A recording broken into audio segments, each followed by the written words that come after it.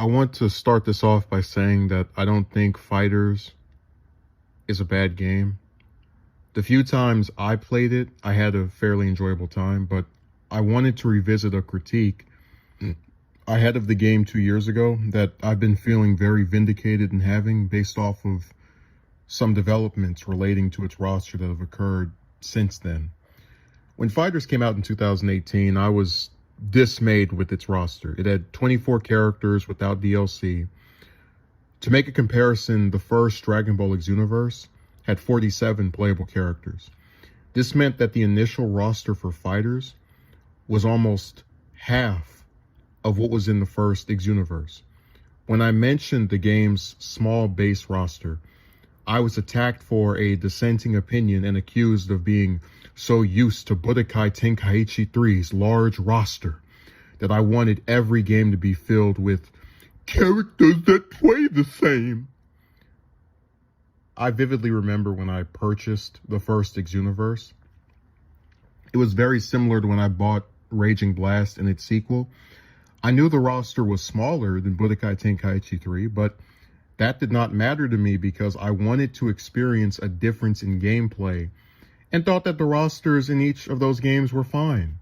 I realized something else. When a new series of games starts, such as the first Raging Blast or Xenoverse, I'm very forgiving of a roster that isn't around the size of previous games because I believe most of the budget went to developing the gameplay style, and I have the expectation that more characters will come when a sequel is made.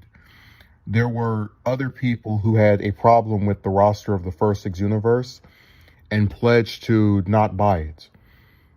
I'm going to play a clip from January 2015 of ZZ Toasty defending the roster of the first Xenoverse, and I'm going to point out certain things he says in defense of Xenoverse that I'm seeing recycled in defense of Fighterz. This is not meant to attack Toasty, whose video I will link in the description, but rather to highlight a pattern.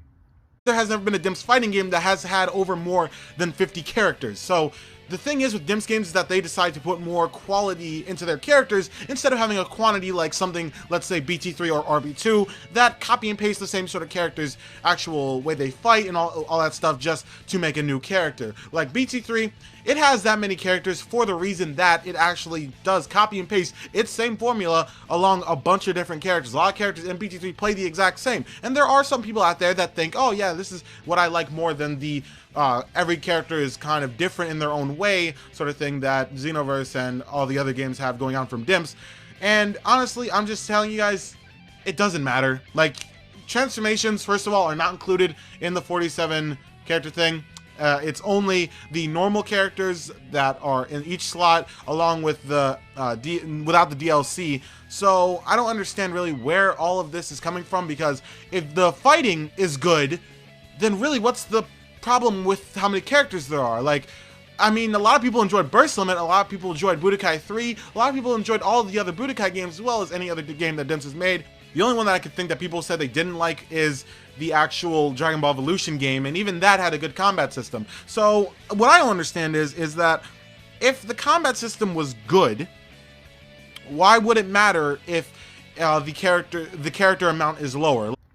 During the video, Toasty argues that Dimps puts more quality into their characters instead of having a large roster of characters that are copy and pasted, such as in Budokai Tenkaichi 3 and Raging Blast 2.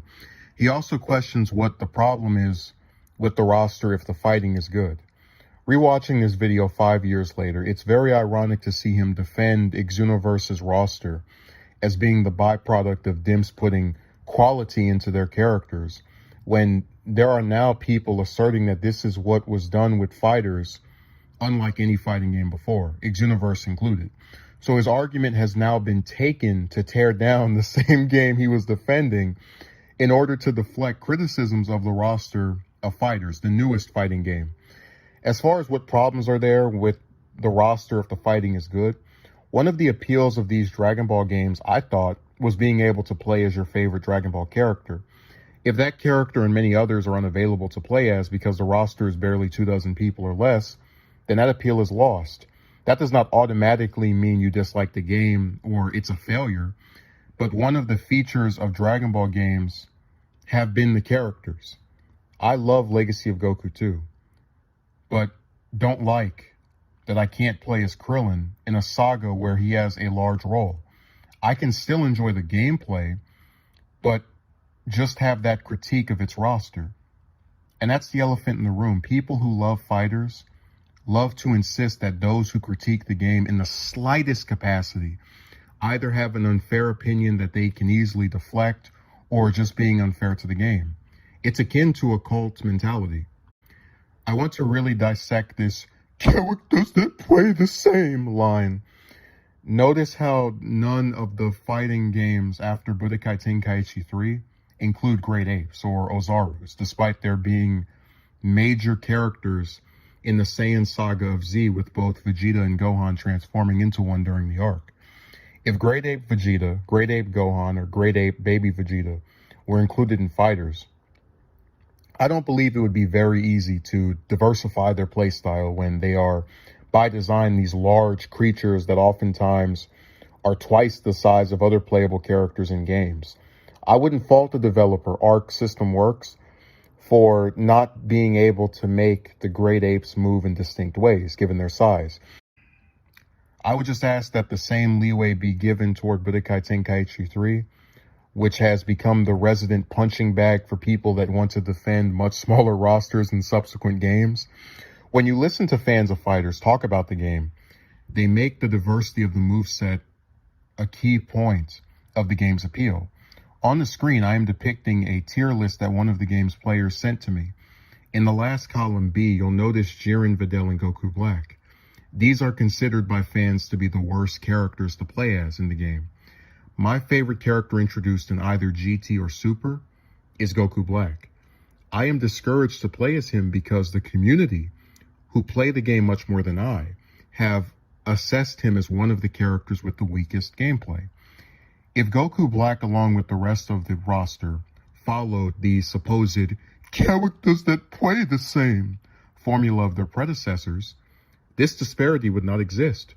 You don't see anyone playing as Videl in Budokai Tenkaichi 3 complaining that she's bottom tier due to her inferior controls when compared to the other characters. You do see people playing as Videl in Fighterz and regretting her inferior controls when compared to the other characters. Another defense I've seen is, why complain about them not including characters that you never play as?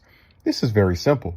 Sometimes when you're playing offline or to yourself, you might have a certain match you want to reenact from the series or a hypothetical. Even though I almost never played as Frieza in Budokai Tenkaichi or Raging Blast, I would fight him on hard mode with Vegeta, Goku, Piccolo, Gohan, and Krillin in a reenactment of the Frieza fight from the Frieza saga. The point of having those other characters is the furtherance of options for the variety of your desired matches. I mentioned at the start of the video that I've been feeling vindicated about my disdain for the game's base roster. The reason I feel this way is because one of the claims that was made in defense of the base roster for Fighterz was that it took so long for them to make the characters play differently. And this was why we should be grateful for having only 24 characters. Fighterz has now been out for 2 years, and they've added 16 characters with the 3 DLC passes released thus far, with at least 3 currently unnamed characters to be announced as part of the 3rd DLC, meaning the roster will at least reach 43 characters. While this is a good thing and actually significantly improves my opinion of the roster, keep in mind that if they add 5 more characters after this, the roster will have doubled in size from what it initially was without any DLC.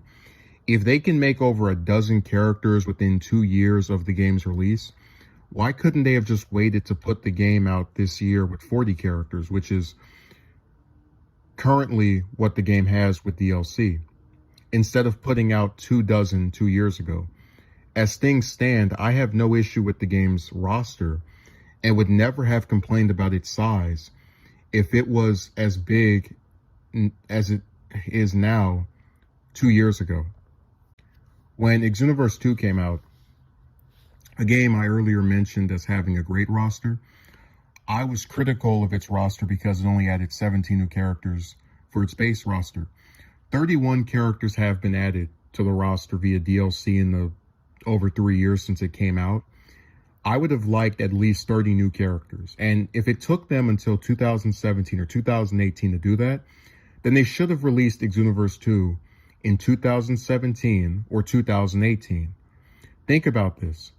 If I went out and bought Xenoverse 2 today, I would have to download 10 DLC packs to get the rest of the roster. That's almost a dozen downloads to enjoy the game in its current capacity.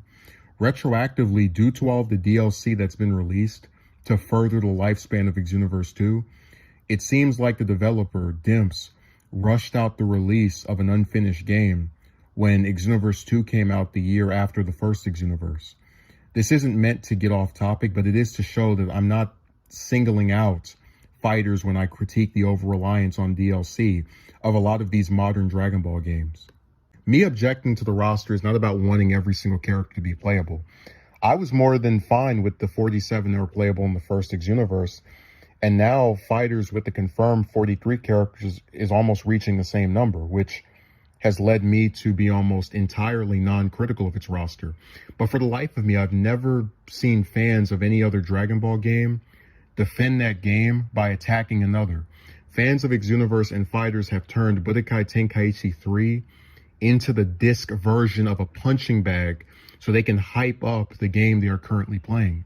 I've never seen someone that likes, for example, Dragon Ball Z Kakarot, an RPG, defend its side quest by saying, well, at least you don't have to take eggs downstairs like you did in the Legacy of Goku 2.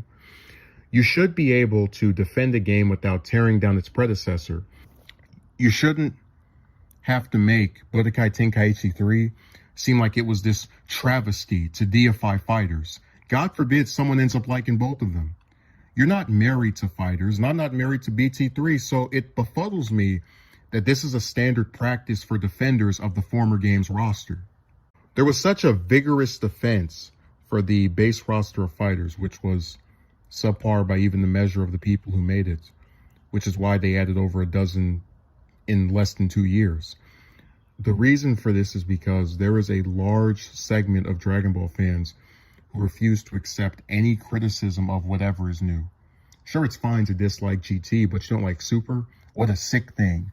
Sure, it's fine to critique Budokai Tenkaichi 3's roster, but you have a problem with Fighterz roster? What a sick thing. The game had a bad base roster, but I don't think it was ever a bad game.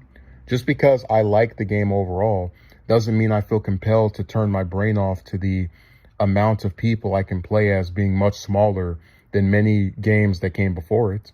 I never once had a single person who opposed my view of this game's roster ever ask me what size I would have liked to see. They just assume I want over 100 characters or some other higher number when that's not the case. But it's not about having an open-minded discussion where both sides are heard. It's about painting the person with the dissenting view as some kind of extremist so that you can feel comfortable about accepting whatever unfinished product these companies churn out every year. This is very dangerous because it means we have no standards. Don't be surprised if in the next 5 years when Fighterz is on its 50th DLC pack, there's a new game announced with a roster of 10, and you have people making videos defending this as allowing the characters to not play the same.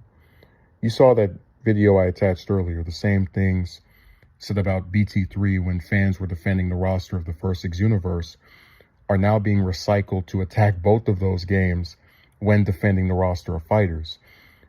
Modern Dragon Ball games are a never-ending cycle of unfinished releases with a bunch of DLC packs and fans defending these practices while attacking anyone that doesn't agree with them. And if we don't criticize it, how can we ever expect it to get better?